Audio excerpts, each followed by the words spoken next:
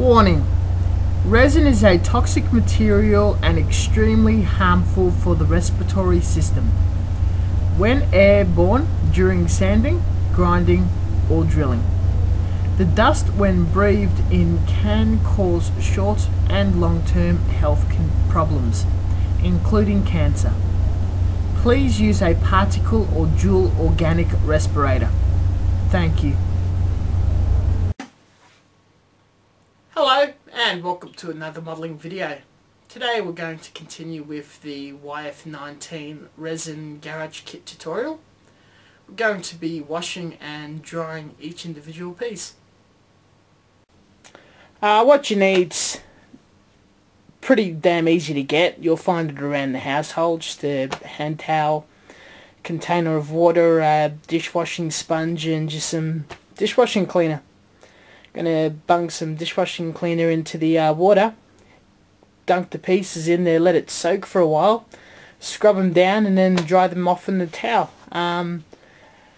When people make resin molds, it's in a silicone mold, and the first model will be quite crisp and clean, and every time this mold is used it gets damaged and the pieces get a little crappier looking. So my kit's probably from the end of the line of the mold, since it wasn't that impressive looking.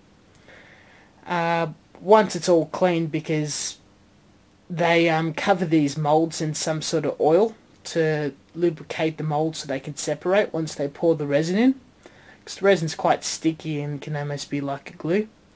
So most likely they haven't cleaned these pieces for me and I'll have to clean them.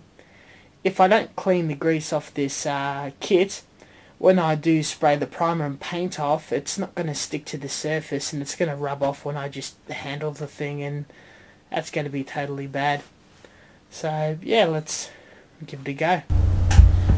Now, I hope I don't have to go into a great amount of detail, because this isn't quite brain surgery or rocket science.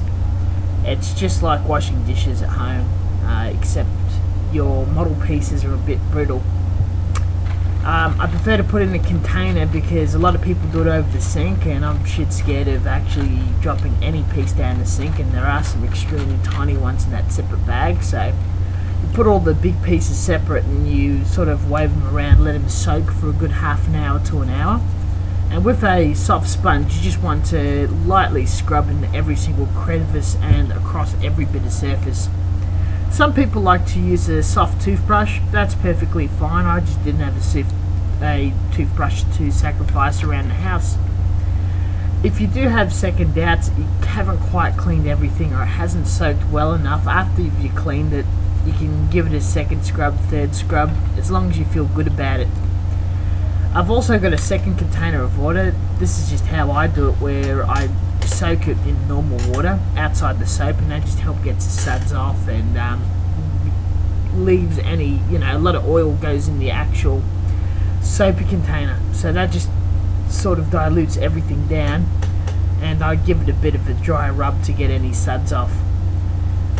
Once I finish cleaning that piece, I put it back into the clean water and allow that to soak for a while longer while I scrub down all the other pieces. Now all the major large pieces are done. I'm going to crack open the little bag of tiny pieces and put that in the soapy water.